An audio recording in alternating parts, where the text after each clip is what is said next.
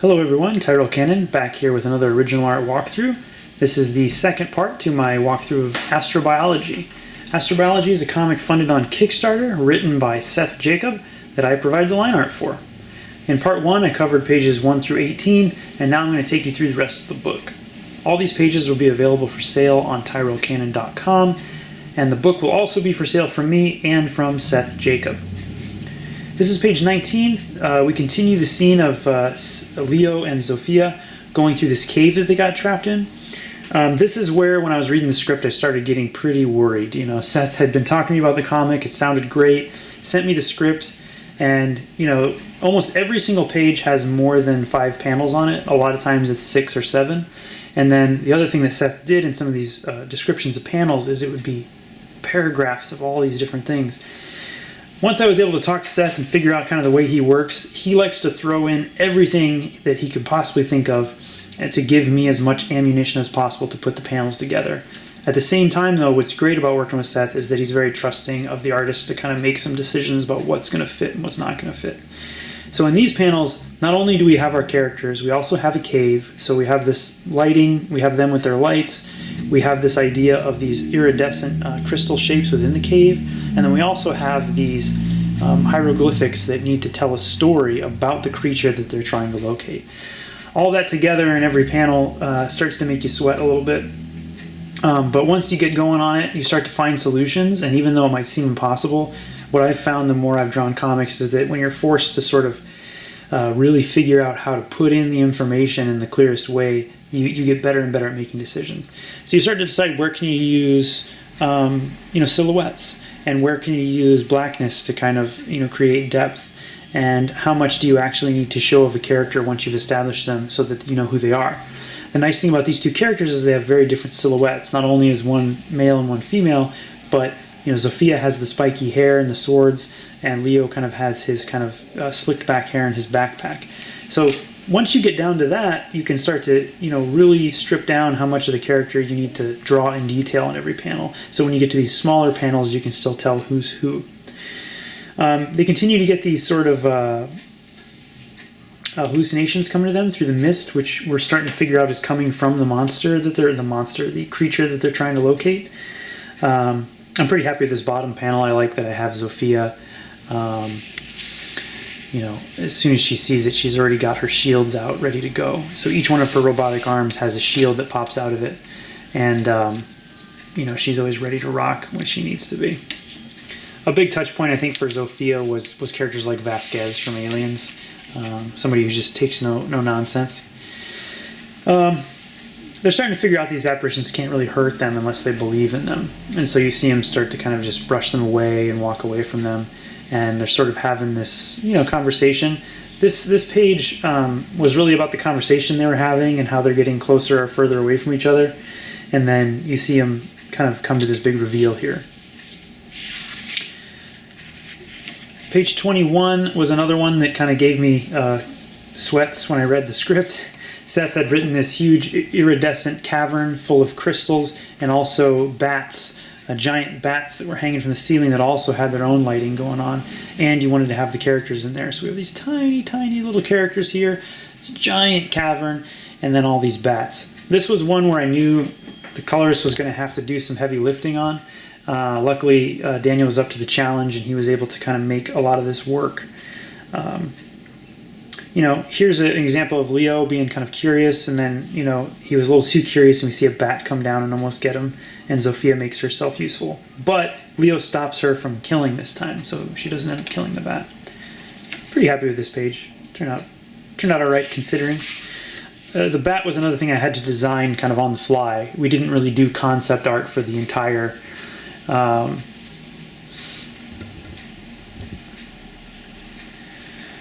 The bat was something that I had to design on the fly. We didn't really do concept art for every character. I only did full concept art for the 2 main characters. So anytime there was something like a bat, crazy alien bat written, I had to sort of just figure it out in the pencils. There's nice things about that. You don't have to go through 100 revisions with whoever you're working for. But the hard thing is that you only get the thumbs, pencils, and inks passed to get it right. I think I got what Seth wanted. He could probably tell you if I did or not. They continue on. I was really happy with this panel. I got to put some reflections in here of them as they walk through the cavern. And I like this sort of crystal shard panel that I stuck here on the bottom. Pretty happy with that. I actually like this drawing of Leo and Zofia too. I think my lines work pretty well there.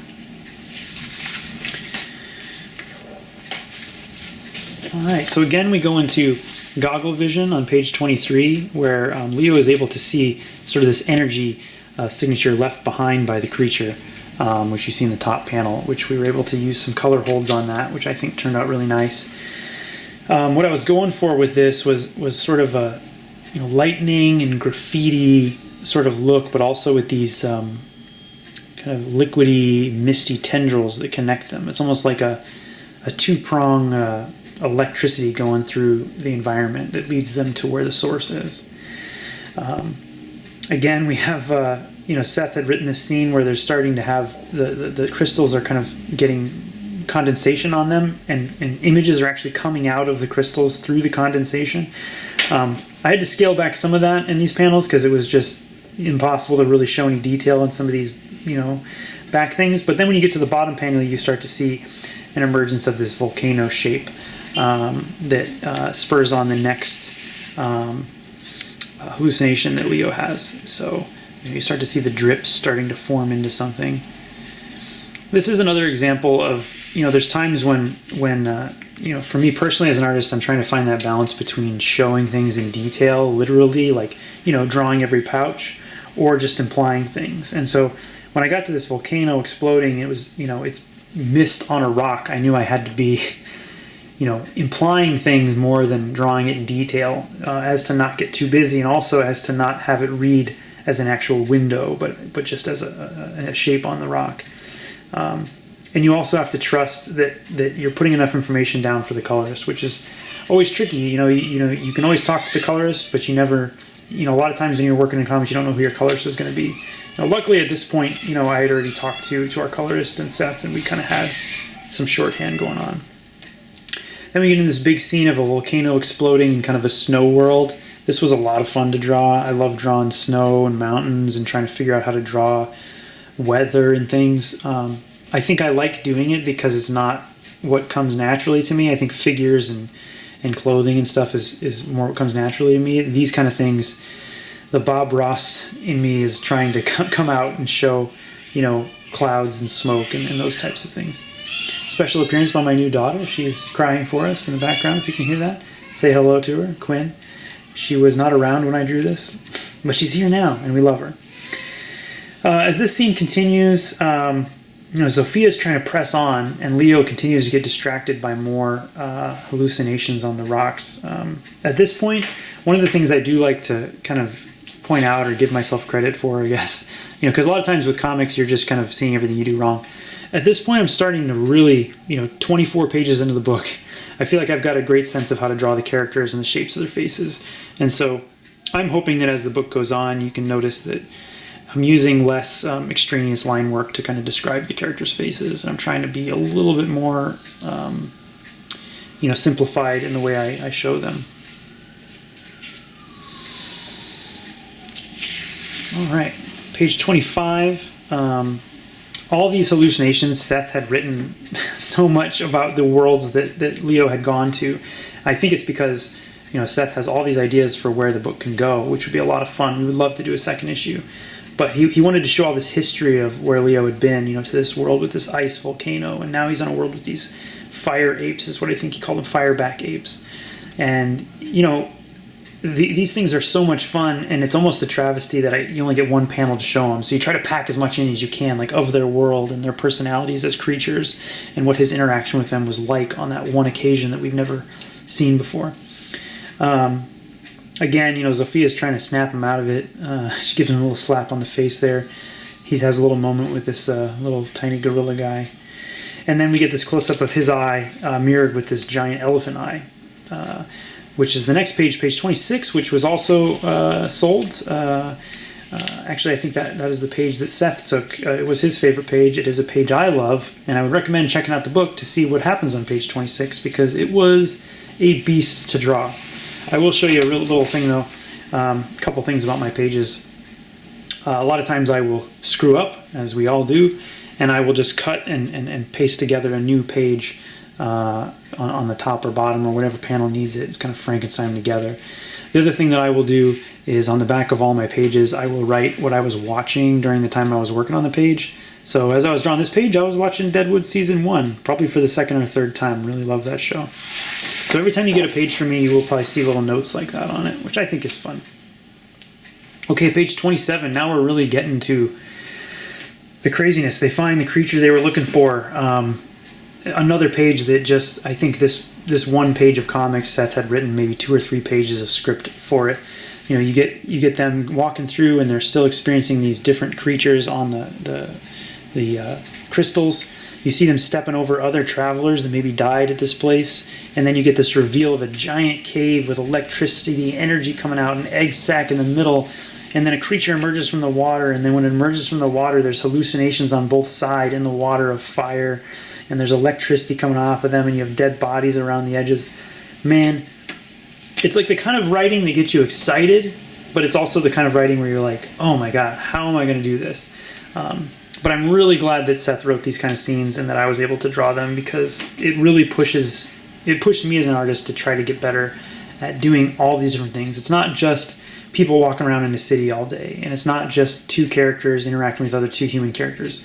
There's aliens, there's different environments, there's different kind of lighting situations. They all have special abilities, and it's the kind of comic that always gives you something fresh and cool and new ideas, which I think is great. And it's not at the expense of the characters. You know, there's still a lot of character work, because every one of these hallucinations tells you something more about the character.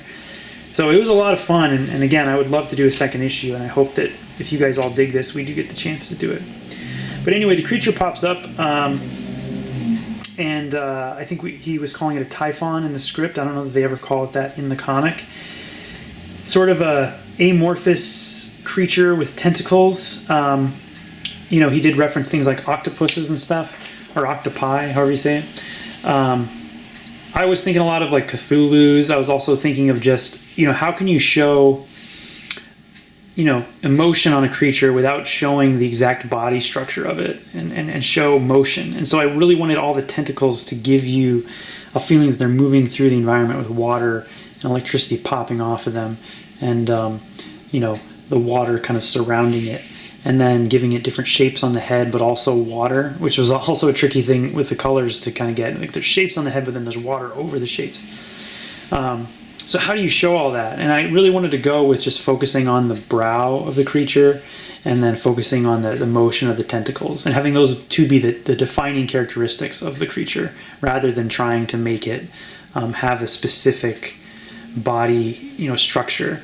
Sort of like in the first Alien film, you don't really know what the alien looks like as a whole thing. You know, the way it shows you the alien is you see these pieces of it. And I kind of like that with the Typhon, especially this challenge of it being this huge thing, and you're only seeing pieces of it.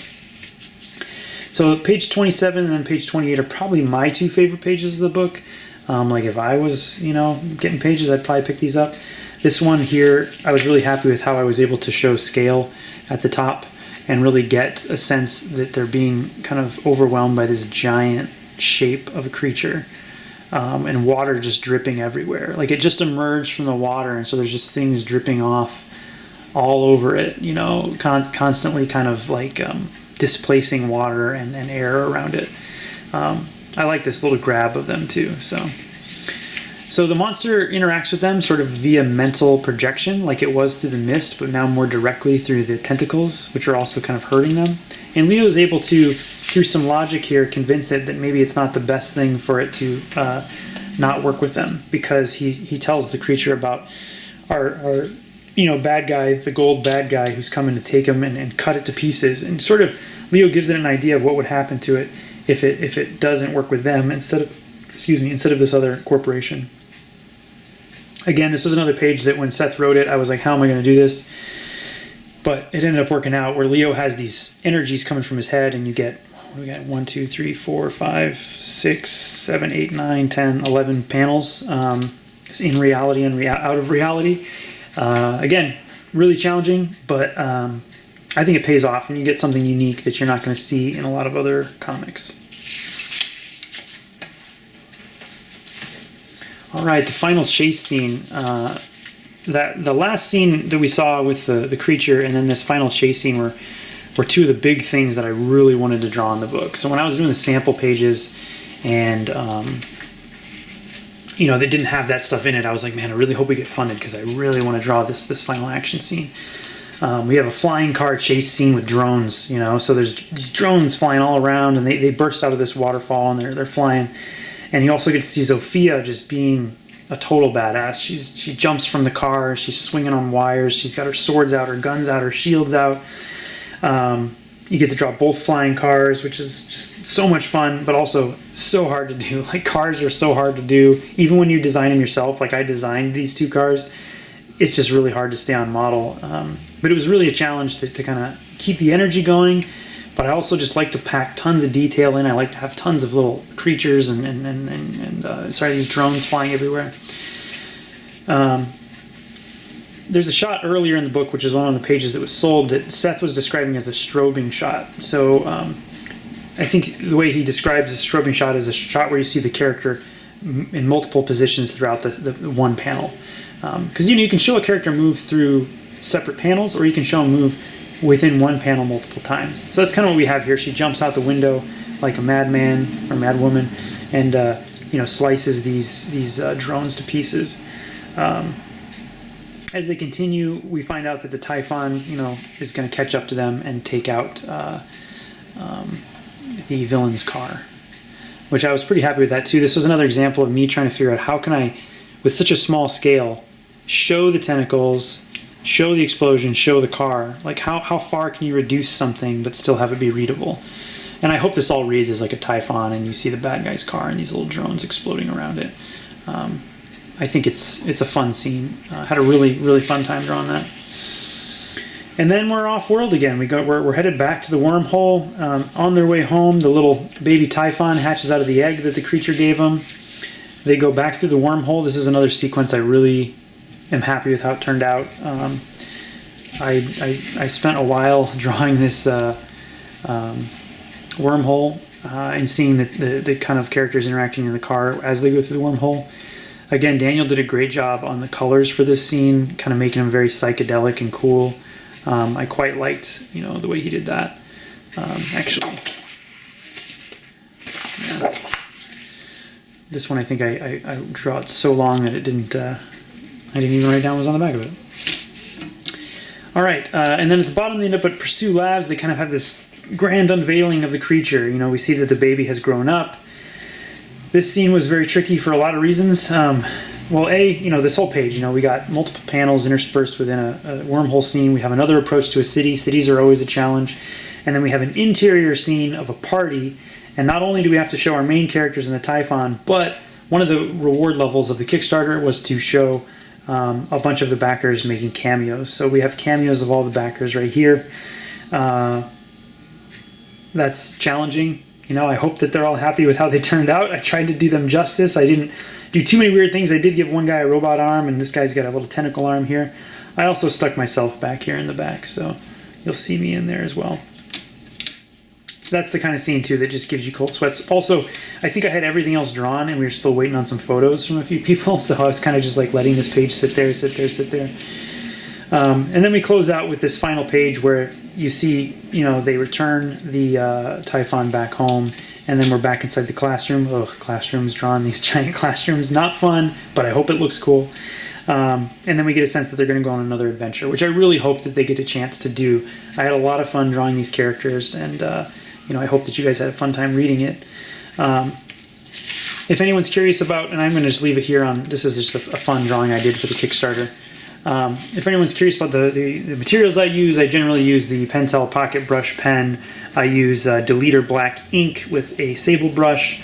I also use the Zebra brush pen, the ultra-fine one, Micron pens of different sizes, and Copic pens of different sizes, and then Pro White rather than whiteout. I get a lot of questions about that stuff, so I thought I'd throw that in there. I use white erasers, and a clicker eraser, and then a clicker graphite pencil with H or HB lead usually.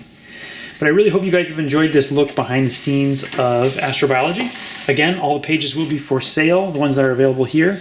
And if you like what you saw, please go take a look. The book is also for sale from Seth Jacob, and I will have some copies signed available on my website. Just go to tyrellcannon.com, read Astrobiology, and hopefully you'll see more from us in the future. Thanks a lot.